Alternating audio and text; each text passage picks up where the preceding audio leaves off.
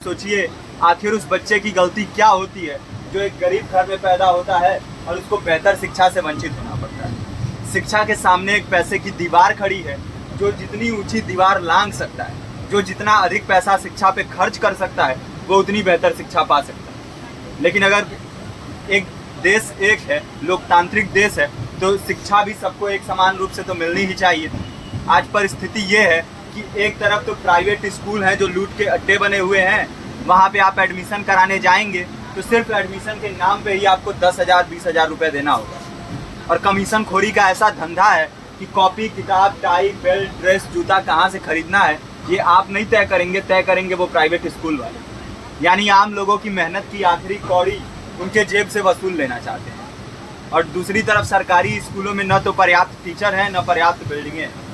2019 का ही ये पुराना आंकड़ा है कि हर 100 में से 52 स्कूलों में या तो एक टीचर है या 2 टीचर हैं। और उन्हीं टीचरों के ऊपर जिम्मेदारी थोप दी जाती है कि जनगणना करो, मतगणना करो, पशुगणना करो, तमाम काम करवाए जाते हैं। और 19 के बाद से तब से कितने टीचर रिटायर हुए होंगे और 18 के बाद से कोई टीचर की वैकेंसी भी नहीं है। आप खुद भी सोच सकते हैं ये परिस्थिति और कितनी बिगड़ी हो। इसीलिए हम लोग ये मांग उठा रहे हैं, चाहे कोई राष्ट्रपति का बच्चा हो या किसी मजदूर का, सबको शिक्षा एक समान मिलनी चाहिए और निःशुल्क रूप से मिलनी चाहिए। प्रेमचंद ने अपने दौर में भी कहा था कि एक सभ्य समाज में ऊंची से ऊंची तालीम मुफ्त होनी चाहिए और इसका पूरा खर्च गवर्नमेंट को उठाना चाहिए, क्योंकि हमारे देश को फौज से ज़्यादा आवश्यकता तालीम की है। और शिक्षा से जुड़ता हुआ ही दूसरा मुद्दा हम लोग उठा रहे हैं।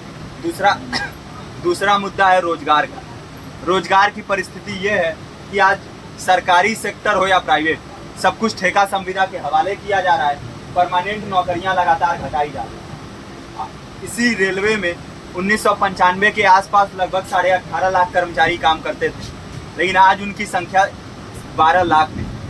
आप खुद भी सोच सकते हैं कितने बड़े पैमाने पे परमानेंट पदों को घटाया जा रहा है। और आज आलम ये है, एक तरफ लाखों पद खाली पड़े हैं, फिर भी कोई वैकेंसी नहीं निकलती। जो वैकेंसियां निकलती हैं उनमें भ्रष्टाचार होता है, पेपर लीक हो जाते हैं। RO, UP police, BPSC, SSC, CGL, ऐसे तमाम पेपर लीक हो चुके हैं, आप लोग भी जानते ही। अभी नीट की धांधली में ये पता चला कि एक एक पेपर 30 लाख से 50-50 लाख रुपए में बेचा गया। हम और आप तो ये पैसा नहीं दे सकते। पूरी की पूरी कारस्तानी सरकार, प्रशासन, शिक्षा माफियाओं की होती है। और भुगतता कौन है? आम घरों के लोग, जो लोग सालों साल तैयारी करते हैं, दिन भर में 10-10 घंटे, 12-12 घंटे पढ़ते हैं। और इतनी कड़ी मेहनत के बाद, सालों साल की मेहनत के बाद उनके हाथ लगती है तो सिर्फ हताशा, निराशा, अवसाद।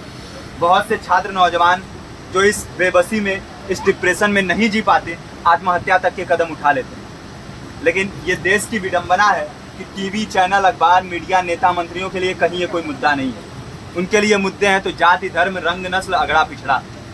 आज जब पूरी परिस्थिति इतनी भयावह है तो ये जरूरी है कि लोगों के बीच में जाया जाए, लोगों को संगठित किया जाए और एकजुट किया जाए। क्योंकि आज अगर अपने मुद्दों पर बोलेंगे नहीं तो कल को ये परिस्थिति और बिगड़ेगी। हो सकता है ले दे के अपनी ज़िंदगी तो हम लोग काट ले जाएं, लेकिन आने वाली पीढ़ियों को क्या भविष्य दे के जाएंगे, ये भी सोचने वाली बात है। हमारे साथी ने आपको पर्चा दिया है, पर्चा आप तक पहुँच गया है। पर्चे में और भी बातें हैं, इसको पूरा विस्तार से पढ़िए। पर्चे में हमारा नंबर है, संपर्क कीजिए।